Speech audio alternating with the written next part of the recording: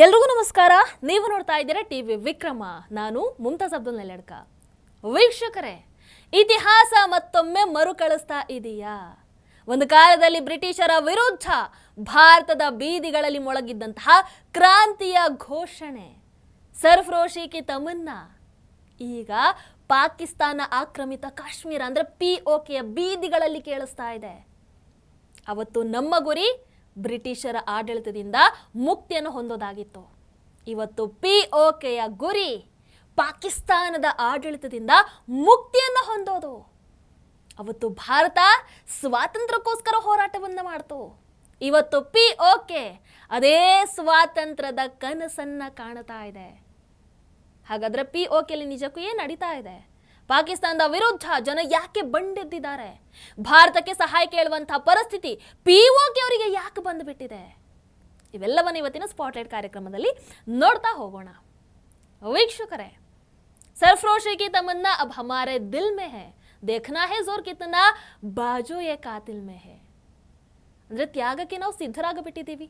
ದಬ್ಬಾಳಿಕೆ ನಡೆಸೋರ ಶಕ್ತಿ ಎಷ್ಟಿದೆ, ಅವರ ಸಾಮರ್ಥ್ಯ ಎಷ್ಟಿದೆ ಅನ್ನುವಂಥದ್ದನ್ನ ನಾವು ನೋಡೇ ಬಿಡೋಣ.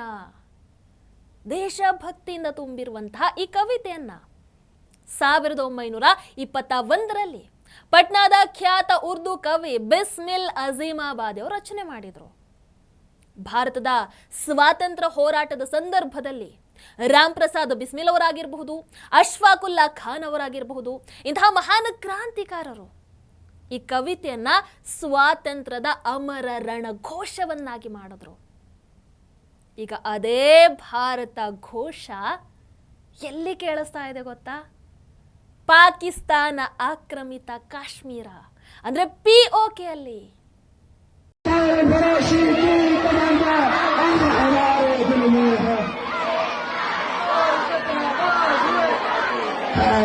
हथियार दुश्मन पाक में बैठा उधर और तैयार है हम सीना लिए अपना इधर मुश्किल में है सारा भरोसा हमारे दिल में है. पहले तुझे बता देंगे आसमां अभी से क्या लिखा है, क्या क्या हमारे दिल में है. सारा भरोसी की तमन्ना अब हमारे दिल में है. दिल में जब भी जुल्म करेगा सतरा के हथियारों से चप्पा चप्पा गूंज उठेगा इनकलाब के नारों से. हम तोड़ेंगे हर जुल्म तुम्हारा इनकलाब के नारों से. ಒಂದು ಕಾಲದಲ್ಲಿ ಭಾರತದಲ್ಲಿ ಮೊಳಗ್ತಾ ಇದ್ದಂತಹ ಘೋಷಣೆ, ಅಫ್ಕೋರ್ಸ್ ಆಗ ನಮಗೆ ಬ್ರಿಟಿಷರ ಆಡಳಿತದಿಂದ ಸ್ವಾತಂತ್ರ್ಯ ಬೇಕಾಗಿತ್ತು. ಬಟ್ ಈಗ ಅದೇ ಘೋಷ POKಯಲ್ಲಿ ಕೇಳಿ ಬರ್ತಾ ಇದೆ. ಯಾಕಂದ್ರೆ ಅಲ್ಲಿನ ಜನರಿಗೆ ಈಗ ಪಾಕಿಸ್ತಾನದಿಂದ ಸ್ವಾತಂತ್ರ್ಯ ಬೇಕು. ಭಾರತ ಬ್ರಿಟಿಷರ ವಿರುದ್ಧ ಹೋರಾಡ್ತು, ಸ್ವಾತಂತ್ರ್ಯ ಪಡ್ಕೊಳ್ತು. ಈಗ POK ಪಾಕ್ ವಿರುದ್ಧ ಹೋರಾಟವನ್ನಂತೂ ಮಾಡ್ತಾ ಇದೆ. ಸ್ವಾತಂತ್ರ್ಯ ಹತ್ತಿರದಲ್ಲೇ ಇದೆಯಾ? ಯಾಕಂದ್ರೆ ಪಾಕಿಸ್ತಾನದ ವಿರುದ್ಧ ಪ್ರತಿಭಟನೆ ನಡೆಸ್ತಾ ಇರುವಂತಹ POK ಜನ ಭಾರತದ ಅದೇ ಕ್ರಾಂತಿ ಗೀತೆಯನ್ನ ಹಾಡ್ತಾ ಇದ್ದಾರೆ. ವೀಕ್ಷಕರ, ಮೊದಲು POKಯಲ್ಲಿ ನಡೀತಾ ಇರುವಂತಹ ಪ್ರತಿಭಟನೆ ಒಂದಷ್ಟು ದೃಶ್ಯಗಳನ್ನು ನೋಡ್ಕೊಂಡು ಬನ್ನಿ. ಅದಾದ ನಂತರ ಅಲ್ಲಿನ ಜನ ಯಾಕೆ ಪಾಕಿಸ್ತಾನದಿಂದ ಸ್ವಾತಂತ್ರ್ಯವನ್ನ ಬಯಸ್ತಾ ಇದ್ದಾರೆ ಅನ್ನುವಂಥದ್ದನ್ನ ಹೇಳ್ತೀನಿ. ಅಫ್ಕೋರ್ಸ್ ಹಿಂದಿನ ಕಾರ್ಯಕ್ರಮದಲ್ಲಿ ಮಾತಾಡಿದ್ದೆ, ಇವತ್ತಿನ ಕಾರ್ಯಕ್ರಮದಲ್ಲಿ ಒಂದು ಸ್ವಲ್ಪ ನೋಡ್ತಾ ಹೋಗೋಣ.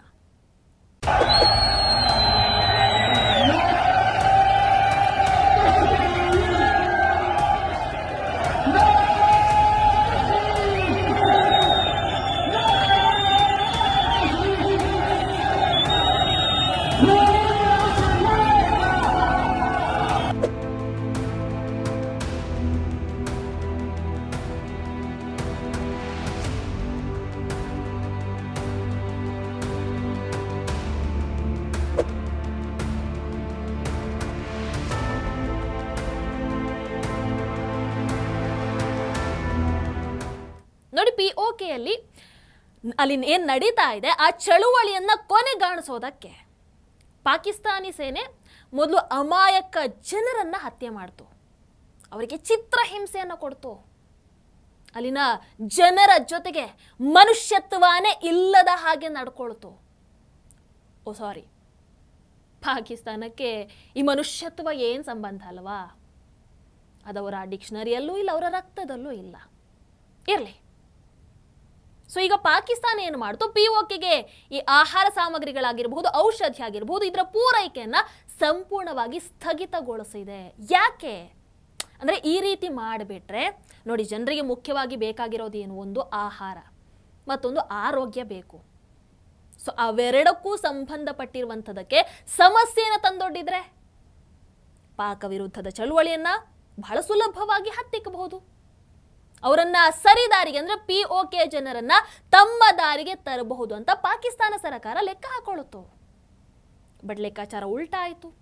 ಇದರಿಂದ POK ಜನರ ಆಕ್ರೋಶ ಡಬಲ್ ಆಗ್ತಾ ಹೋಯಿತು.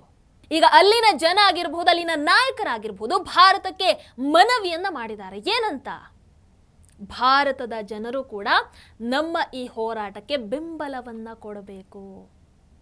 POKಯ ಜಾಯಿಂಟ್ ಅವಾಮಿ ಆಕ್ಷನ್ ಕಮಿಟಿ ಒಬ್ಬ ನಾಯಕ ಕಾಶ್ಮೀರದ ಬಾರಾಮುಲ್ಲಾ, ಪೂಂಚ್, ಜಮ್ಮು, ರಜೌರಿ ಭಾಗದ ಜನರಿಗೆ ತಮ್ಮ ಬೆಂಬಲಕ್ಕೆ ಮುಂದೆ ಬರಬೇಕು ಅಂತ ಕರೆಯನ್ನು ಕೊಡ್ತಾ ಇದ್ದಾರೆ. ಒಂದು ವಿಡಿಯೋವನ್ನು ಕೂಡ ಬಿಟ್ಟಿದ್ದಾರೆ. ಅದರಲ್ಲಿ ಹೇಳ್ತಾರೆ, ನಾನು ಕಾಶ್ಮೀರಿ ಕಣಿವೆಯ ಜನರನ್ನು ಉದ್ದೇಶಿಸಿ ಮಾತಾಡ್ತಾ ಇದ್ದೀನಿ. ವಿಶೇಷವಾಗಿ ಶ್ರೀನಗರ, ಬಾರಾಮುಲ್ಲಾ, ಪೂಂಚ್, ಮೆಂದರ್, ರಜೌರಿ, ಜಮ್ಮು, ಲಡಾಖ್, ಗಿಲ್ಗಿಟ್ ಬಾಲ್ಟಿಸ್ತಾನ್, ಇಡೀ ಜಮ್ಮು ಕಾಶ್ಮೀರ ಸಂಸ್ಥಾನದ ಜನತೆಗೆ ಮನವಿಯನ್ನ ಮಾಡ್ತಾ ಇದ್ದೀನಿ. ಕಳೆದ 1 ತಿಂಗಳಿಂದ ನಮ್ಮ ಜೊತೆಗೆ ನಡೀತಾ ಇರುವಂತಹ ವರ್ತನೆ ಆಗಿರಬಹುದು, ಆಮೇಲೆ ನಾವು ನಮ್ಮ ಮೂಲಭೂತ ಹಕ್ಕುಗಳನ್ನು ಕೇಳಿದ್ದಕ್ಕೆ ನಮ್ಮ ಜನರ ಮೇಲೆ ನಡೆದಂತಹ ದೌರ್ಜನ್ಯ ಆಗಿರಬಹುದು, ಅನ್ಯಾಯ ಆಗಿರಬಹುದು, ಹತ್ಯಾಕಾಂಡ ಆಗಿರಬಹುದು, ಪಾಕಿಸ್ತಾನಿ ಸೇನೆಯ ದಬ್ಬಾಳಿಕೆ ಆಗಿರಬಹುದು, ಇವೆಲ್ಲವೂ ಕೂಡ ಮಿತಿ ಮೀರ್ತಾ ಇದೆ. ಅತ್ಯಂತ ಸಂಕಷ್ಟದ ಸಮಯದಲ್ಲಿ ನಮಗೆ ಆಹಾರ ಬರುವಂತಹ ಮಾರ್ಗಗಳನ್ನು ಕೂಡ ಅವರು ಕ್ಲೋಸ್ ಮಾಡಿಬಿಟ್ಟಿದ್ದಾರೆ. ನಮ್ಮ ಔಷಧಿಗಳ ಪೂರೈಕೆಯನ್ನು ಕೂಡ ಸ್ಥಗಿತಗೊಳಿಸಿದ್ದಾರೆ. ಹಾಗಾಗಿ ಎಲ್ಲರೂ ಕೂಡ ನಮ್ಮ ಈ ಹೋರಾಟಕ್ಕೆ ಜೊತೆಯಾಗಬೇಕು ಅಂತ ಕೇಳಿಕೊಳ್ತಾ ಇದ್ದಾರೆ. उस पार मेंढर और पूंछ, राजौरी, डोडा, वहां के आवाम से हमारी अपील है कि इस तरफ राशन की किल्लत है, अद्वियात की किल्लत है और हमें आपकी मदद चाहिए. हमें आपकी मदद चाहिए. हमें सीज फायर लाइन का खात्मा चाहिए और हमें आपकी हमायत चाहिए. मेरी आवाम से अपील है, उस पार आवाम से अपील है कि आवाम जो है वो बढ़ेगी. और रास्ते मैंने आपसे कहा ना. ವೀಕ್ಷಕರು, ನಿಮಗೆ ಗೊತ್ತು, ಪಹಲ್ಗಾಮ್ ದಾಳಿಯ ಮಾಸ್ಟರ್ ಮೈಂಡ್ ಹಫೀಜ್ ಸಯೀದ್ ಅನ್ನುವಂಥದ್ದು ಗೊತ್ತಾಗಿದೆ. ಚಾರ್ಜ್ ಶೀಟ್ ಸಲ್ಲಿಕೆ ಆಗಿದೆ. ನೋಡಿ, POK ಅವರಿಗೆ ಈಗ ಮೊದಲಿಗೆ ಆಕ್ಚುಲಿ ಈ ಹಫೀಜ್ ಸಯೀದ್ ಅಂತಹ ಭಯೋತ್ಪಾದಕರನ್ನ, ಅಂತಹ ಮನೋಭಾವವನ್ನು ಪೋಷಿಸುವಂತಹ ಶಕ್ತಿಗಳ ಒಂದು ಸಂಪೂರ್ಣ ನಾಶ ಆದಾಗ ಮಾತ್ರ ಅವರು ನೆಮ್ಮದಿಯಿಂದ ಶಾಂತಿಯಿಂದ ನೆಲೆಸೋದಕ್ಕೆ ಸಾಧ್ಯ. ಬಟ್ ಇವರನ್ನ ಆಳ್ತಾ ಇರುವಂತಹ ಪಾಕಿಸ್ತಾನ ಮನುಷ್ಯತ್ವ ಇಲ್ಲ, ಭಯೋತ್ಪಾದನೆಯನ್ನು ಬಿಟ್ಟು ಕೊಡುವಂತಹ ಚಾನ್ಸೇ ಇಲ್ಲ. ಭಯೋತ್ಪಾದನೆ ಅಂದರೆ ಪಾಕಿಸ್ತಾನ, ಪಾಕಿಸ್ತಾನ ಅಂದರೆ ಭಯೋತ್ಪಾದನೆ. ಹಾಗಾಗಿ ಎಲ್ಲಿವರೆಗೂ ಕೂಡ POK ಪಾಕಿಸ್ತಾನದ ಆಡಳಿತದಲ್ಲಿ ಇರುತ್ತೋ ಅಲ್ಲಿವರೆಗೂ ಕೂಡ ಇವರಿಗೆ ಶಾಂತಿಯಿಂದ ನೆಲೆಸೋದಕ್ಕೆ ಸಾಧ್ಯ ಇಲ್ಲ. ಇವರ ಬೇಡಿಕೆಗಳೇನಿದೆ ಅದು ಈಡೇರೋದಕ್ಕೂ ಕೂಡ ಸಾಧ್ಯ ಇಲ್ಲ. ಇನ್ನೊಂದು ನಾವು ನೋಡಬೇಕು, POK ನಾಯಕರು ಮನವಿಯನ್ನ ಮಾಡ್ತಾ ಇದ್ದಾರೆ. ಸೊ ಅವ್ರು ಕೇಳ್ತಾ ಇರೋ ಹಾಗೆ ಭಾರತದ ಜನ, ಅದರಲ್ಲೂ ವಿಶೇಷವಾಗಿ ಕಾಶ್ಮೀರದ ಜನ ಈ ವಿಚಾರದಲ್ಲಿ ತಮ್ಮ ಧ್ವನಿಯನ್ನ ಎತ್ತಬೇಕಾಗತ್ತೆ. POK ಜನ ಕಾಶ್ಮೀರದಲ್ಲಿರುವಂತಹ ಜನರನ್ನ ತಮ್ಮ ಸಹೋದರರ ಹಾಗೆ ಈಗ ಕಾಣ್ತಾ ಇದ್ದಾರೆ. ಎರಡು ಕಡೆಯ ಜನ ಒಂದೇ ನೆಲದವರು ಅನ್ನುವಂಥದ್ದು ಅವರಿಗೆ ಬಹಳ ಚೆನ್ನಾಗಿ ಗೊತ್ತು. ಈಗ ಅದೇ ಭಾವನೆಯಿಂದ ದಯವಿಟ್ಟು ಒಂದು ಸ್ವಲ್ಪ ಸಹಾಯ ಮಾಡಿ ಅಲ್ಲ ಅಂತ ಕರೆಯನ್ನು ಕೊಡ್ತಾ ಇದ್ದಾರೆ. POK ಕೂಡ ನಮ್ಮ ಭಾರತದ ಅವಿಭಾಜ್ಯ ಅಂಗಾನೇ. ಹಾಗಾಗಿ ಭಾರತದ ಕಾಶ್ಮೀರದಲ್ಲಿರುವಂತಹ ಜನ ತಮ್ಮ POKಯ ಸಹೋದರರ ಪರವಾಗಿ ಧ್ವನಿ ಆಗಬೇಕನ್ನುವಂಥದ್ದು ಅವರುಗಳ ಮನವಿ. ವೀಕ್ಷಕರ, POKಯಲ್ಲಿ ನಿಧಾನವಾಗಿ ಆರಂಭ ಆದಂಥ ಈ ಒಂದು ಚಳವಳಿ ಈಗ ವೇಗವನ್ನು ಪಡ್ಕೊಳ್ತಾ ಇದೆ. ಬಹುಶಃ ಪಾಕಿಸ್ತಾನ ಕೂಡ ಇದನ್ನು ಎಕ್ಸ್ಪೆಕ್ಟ್ ಮಾಡಿರಲಿಕ್ಕಿಲ್ಲ, ಇದು ಈ ಹಂತಕ್ಕೆ ಹೋಗುತ್ತೆ ಅಂತ. ಇವತ್ತು ಪ್ರತಿಭಟನೆ ತನ್ನ ನಿರ್ಣಾಯಕ ಹಂತವನ್ನು ತಲುಪಿಬಿಟ್ಟಿದೆ. ಒಂದೋ ನಮ್ಮ ಉದ್ದೇಶ ಈಡೇರಬೇಕು, ಇಲ್ಲ ನಾವು ಸಪರೇಟ್ ಆಗ್ತೀವಿ ಅಷ್ಟೇ. ಆ ಮಟ್ಟದಲ್ಲಿ ಇದೆ ಇವತ್ತು POK ಜನರ ಆಕ್ರೋಶ. ಇಂತಹ ಸಂದರ್ಭದಲ್ಲಿ ಭಾರತದ ಮಂದಿ ಅಥವಾ ವಿಶ್ವದ ಯಾವುದೇ ಭಾಗದ ಮಂದಿ ಆಗಿರಬಹುದು, ಎಲ್ಲರೂ ಒಟ್ಟಾಗಿ POK ಜನರ ಹಕ್ಕಾಗಿರ್ಬೋದು, ಅವರ ಧ್ವನಿಗೆ ಬೆಂಬಲವನ್ನ ಕೊಡಬೇಕಾಗತ್ತೆ. ಒಪ್ಕೊಳ್ತೀರಾ?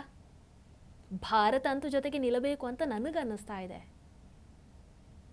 ಯಾಕಂದ್ರೆ POK ಜನ ಈಗ ಮೊದಲಿಗಿಂತ ಬಹಳ ಒಗ್ಗಟ್ಟಾಗಿ ಕಾಣಿಸ್ಕೊಳ್ತಾ ಇದ್ದಾರೆ.